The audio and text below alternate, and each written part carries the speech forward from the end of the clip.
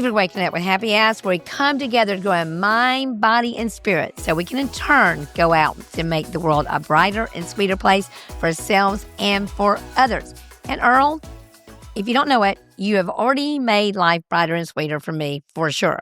So I'm going to say a few things about you. Okay, I know you're a little dachshund lover. Absolutely. A boat lover. Absolutely. A water lover. Absolutely. You're kind of enthusiastic. That's not even, you are very enthusiastic. Yeah. In fact, I hope this doesn't offend you, but people have been telling me that you are the male version of me over at PPG. I think that is an excellent compliment. I'll take it all day long. I know. One day I said, you were the female version. And they looked at me like, are we missing something? I go, no, sorry, I got that wrong. So if you're on YouTube, you can see my darling little top and my cute little hair. But if not, I just want you to know that the top I'm wearing is one of our newest sponsors, Can't Hide Pretty. And you know, my hair, as always, is by Hue Salon. And you're going to hear throughout the day about other new sponsors. So super excited. You're in season 7, and that's a good number. Lucky 7, right? 7's a good number. So, I'm really excited about you because you're new here to our area, and you're a homegrown Birmingham boy.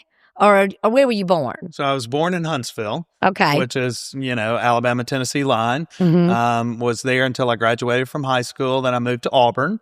War Eagle. Yay. And then I moved to Birmingham thinking I'd be there a year or so. Mm-hmm. And 30 years later, I moved down here to the coast. Oh, my gosh. Yeah, so Birmingham's the longest place I've lived. Yeah, I'm super excited. And I had to ask Earl off camera. I always want to say off camera because it sounds so fancy, but I asked you off camera what your title was. And you've been here for a couple months now? Yep. Started the 1st of August. That's so hard to believe. So when you first came in, and you've been here for a while, and I've absolutely loved it. It's taken some pressure off of me. I've told you that I actually have renewed love for my job even since you got here. So you've done that to me. But I asked you, I said, hey, what actually is your title? And he is a president and managing broker of Premier Property Group. And he has an added benefit and bonus, and me too, of him kind of partnering with me over at Beachy Beach to help do all the things that we do in the community and with each other. So makes me very happy. Yeah, I love it. I'm glad to be here.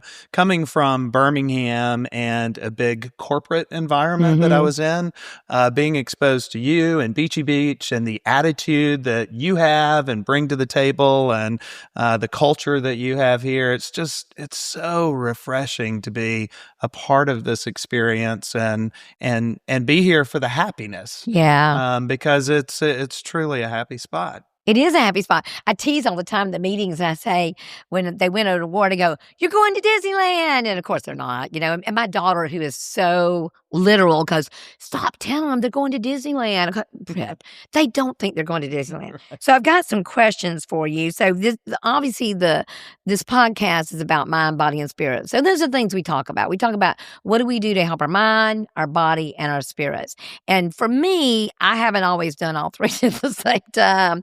So you've had a long, successful career in real estate, I think 20 plus years, 20 plus years.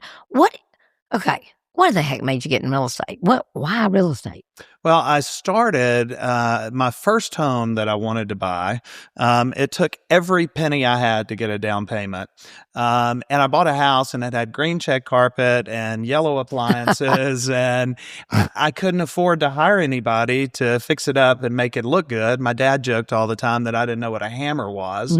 And I remodeled that house. Wow. Going to Home Depot and learning how to do things, and some things I did right and some things I did wrong. But that kind of started a little bit of a career of flipping houses.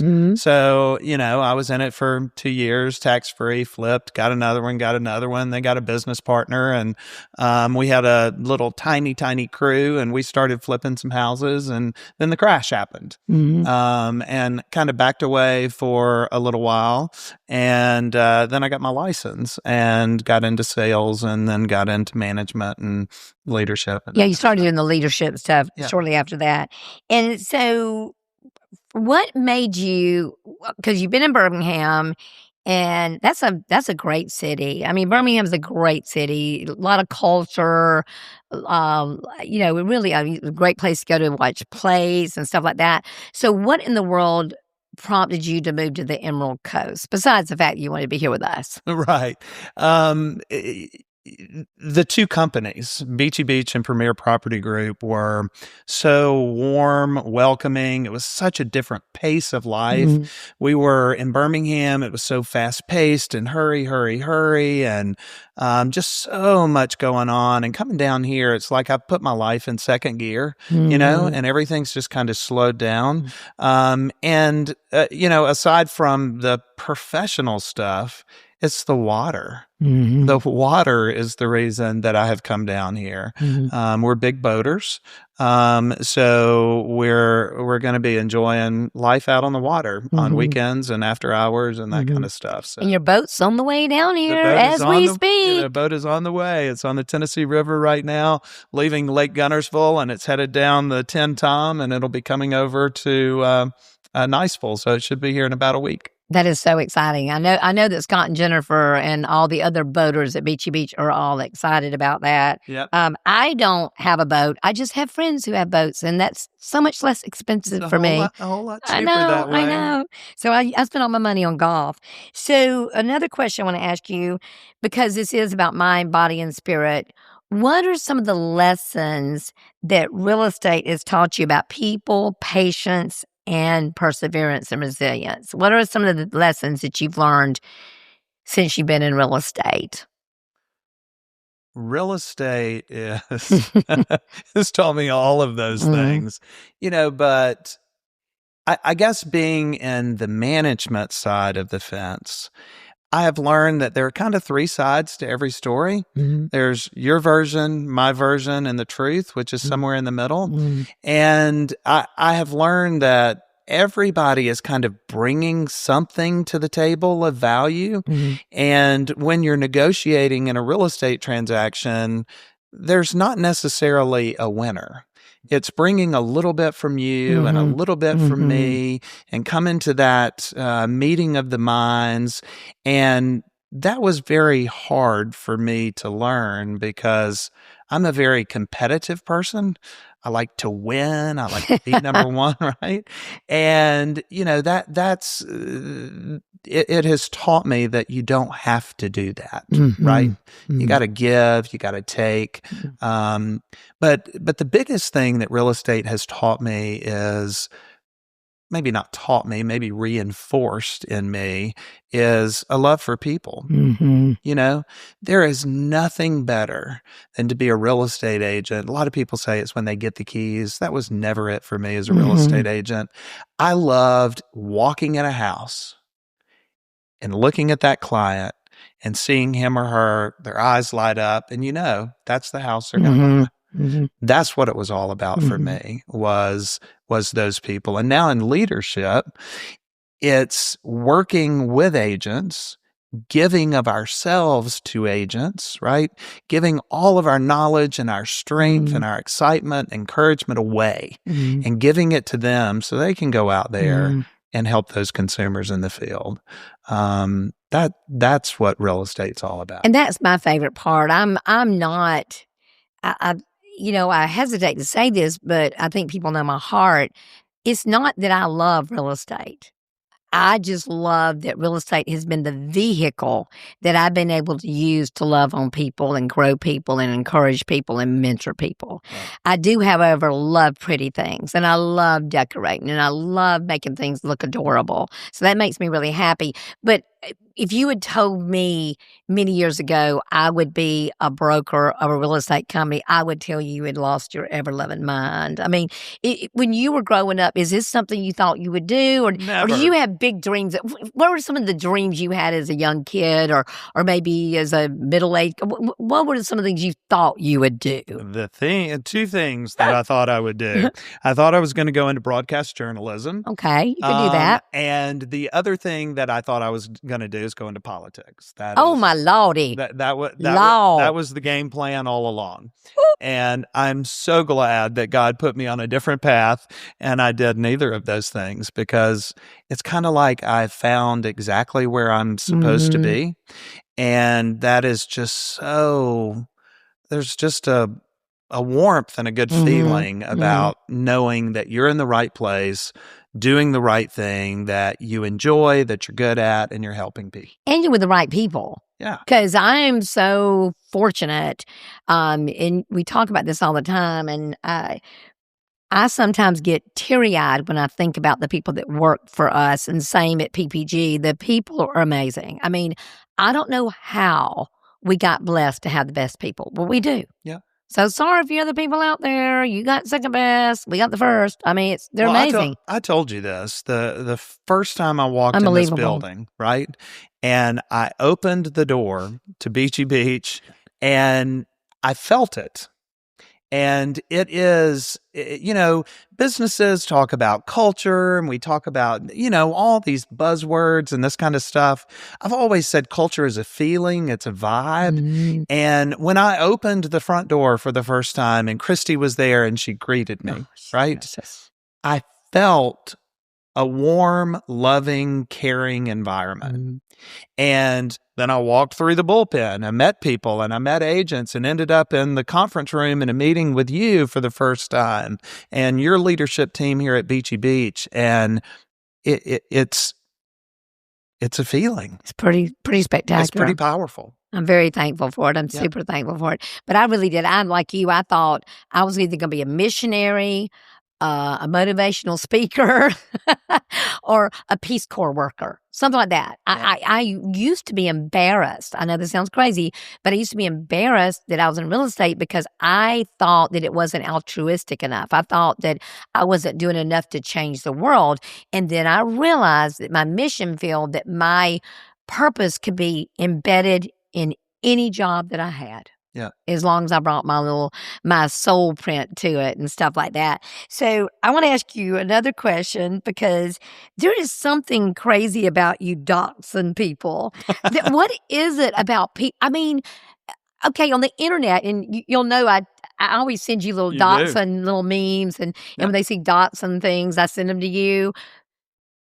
What is it? You don't see all that stuff about pit bulls and even golden retrievers, but dachshunds seem like they're the head of the planet. What is it about your dachshunds? Because you've had dachshunds for a while, right? I have. So my parents got a dachshund as a wedding present. When I came along many years later, Henry was his name. I was a little kid. So I grew up around Henry. And then we had different dogs or whatever. And then I became a single adult after college in Birmingham. And I got my own dachshund, and he lived 19 years and 4 months. Wow. Right? I tell people all the time that he was just like a soulmate to me. When he passed away, it just wrecked me. But then we ended up getting 2 more dachshunds that we have now. And, they're funny looking little creatures. They're long, they got short legs, right?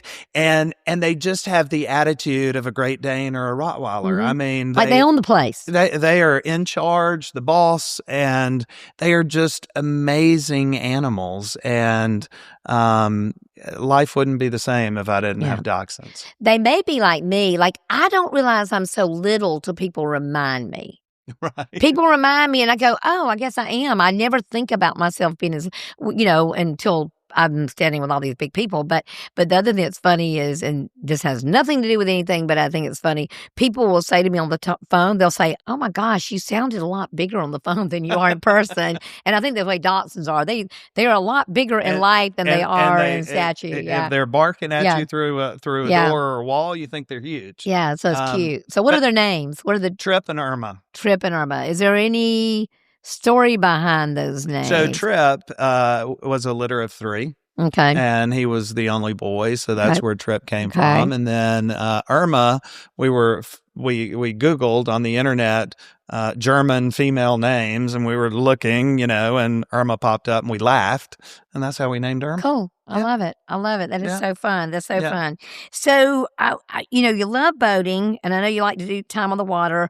So I'm like you too. I have to be near the water. I mean, I always knew as a little girl that I would live in Panama City Beach. I moved here when I was, I think, like 25-ish, and, but we had a beach house since I was 13 months old, so it's always been important to me. So what does because this is about mind, body, and spirit, what does the water do for you in the way of peace and tranquility and balance in your life? Is it My dad took me out on a boat for the first time when I was 6 months old.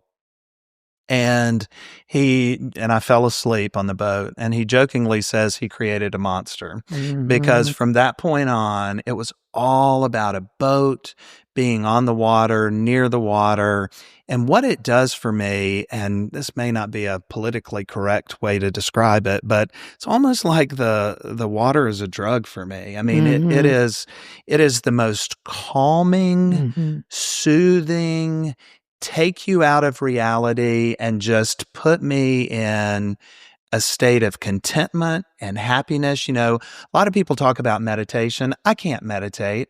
I can't sit there. I can't meditate, Mhm. right?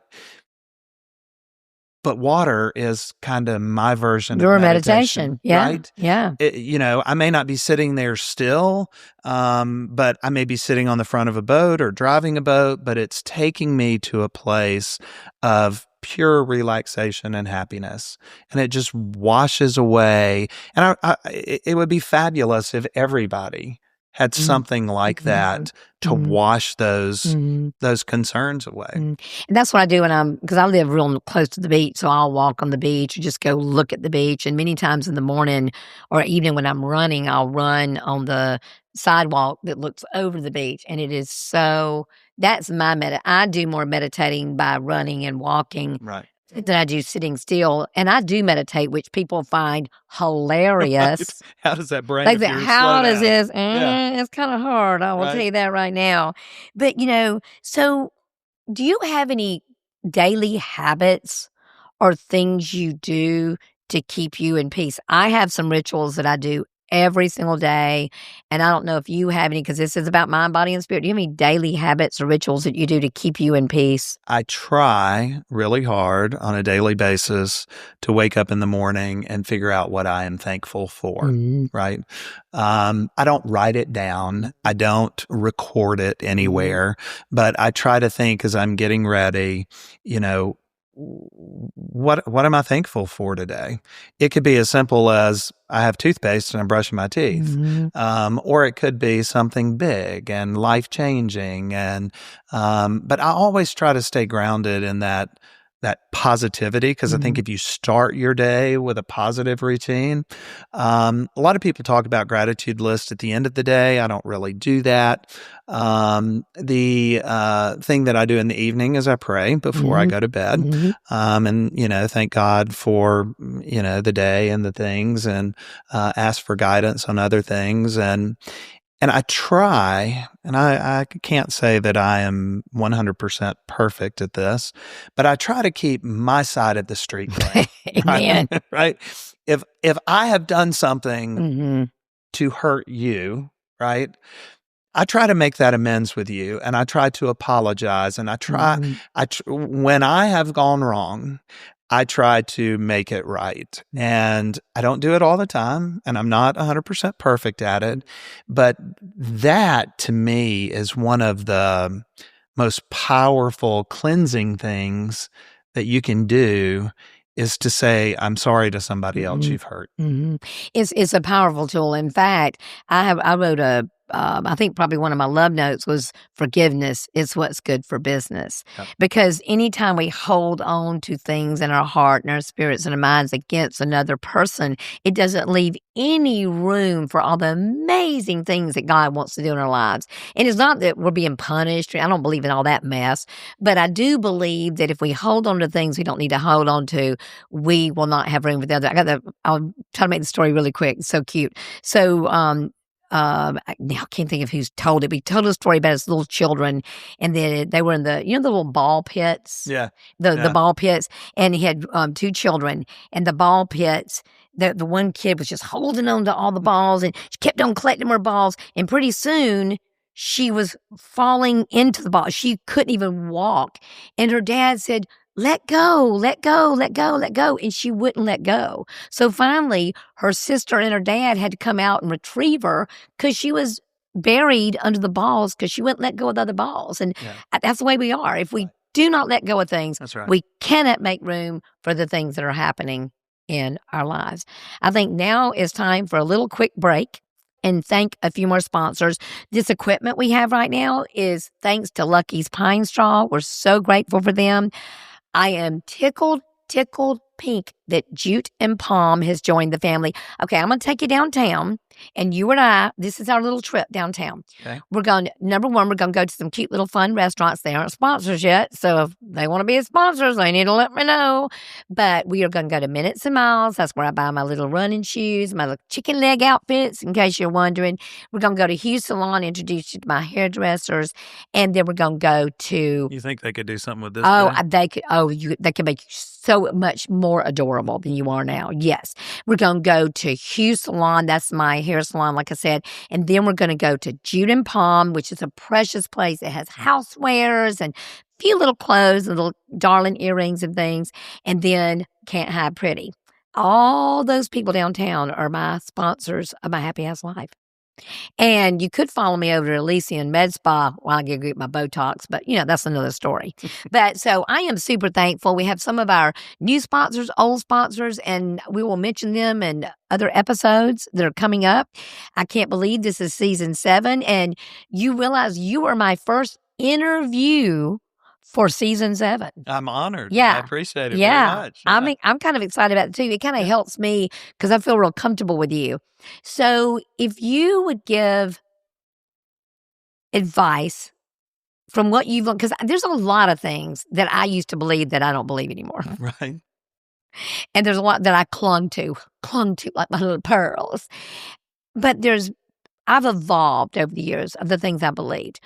Knowing what you know now in life, what's something you would share with people that would help them tremendously have a life that was peaceful, mind, body, and spirit? What are some things you've learned? So a wise lady once told me, and I say this all the time now, put a comma in it. Put a comma in it. So when you're reading a sentence and there's a comma, what do? You pause, right? Mm-hmm. It's okay in life to pause. Pause, think, process, and then move forward. Because so many of me in particular, go, win, number one, all of that kind of stuff. Just slow down a minute, do what's right, help people move forward. That's been the biggest change that I've tried to institute myself. And again, I'm not perfect at it, but I love put a comma in it. Yeah, and I even have a coffee cup that says pause. Yeah. Because if you've not known me very long, but you've known me long enough to know that pause is not my natural setting. Right. So I have learned to do that as well. And the thing that one of the big things I've learned, and I think we're learning in real estate, I used to say all the time, go big or go home. And I don't believe that anymore. I believe there's different phases in my life when I may be going big. And there's some times in my life when I may be playing a little small, depending on what is going on in my life. And I will tell you 100%, I wasn't just blowing smoke, that you coming here has already added so much value to my life. It was a prayer that I didn't even know I needed. Thank you. So I just I love it. I think it's so cool when God sends into your life, because I was open. I wasn't holding on to all those balls. Right. When God sends people in your life that you need, that you don't even know you need. Right. And you go, oh, that's the answer. That's what I needed. So I'm so appreciative of it. And I'm excited about what we're going to do together. Yeah, with the two companies and growing our reach, because we really believe in what we're doing. We believe in our people. Right. I am thankful that because we are, even though our enthusiasm is the same, we have different talents. Like, you're a lot better about the money stuff than I am. Well, hey, let's face it, your dachshunds are better about the money stuff. I'm not going to touch that with a 10-foot pole. But they listen. My audience knows it. They know my thing. There's been almost 400 episodes. They kind of know. Yeah, they kind of know. So if you don't mind, I would love for you to come back another time. But I want the audience to hear that. If you're open to it. If you're open to it, and if you're not worried and fussing and fretting about what's going on in your life, that God, universe, spirit, whatever you want to call him, I call him God, will bring the most lovely people into your life and allow you to have the happiest ass life you could ever imagine. And I'm going to part one more thing, Earl, before we go. And I have shared with you, I do a written gratitude list, and I have done it since 10 years old. Wow. From growing up in an alcoholic home, that was my solace. I would sit there on my bed in my little pink room. I know, shocking that my room was pink. Shocking. Pink. And I would sit there and I would write the things I was grateful for. And so one of my fun things to do, and I've done it with you, is sometimes when you make my gratitude list, I will take a screenshot and share it with you. Yep. And I loved getting that text that there I was on your gratitude list. Yeah. So I don't write mine down, but you've been on mine too. So thank you. I appreciate it. So is there anything we want to share with anybody before we sign off today? No, it's just been an honor being here, and keeping up here clear and clean and happy is the way to go. Yeah, I love it too. Thank you for being here, and I appreciate it so much. And I always say this before I go: be sweet, y'all.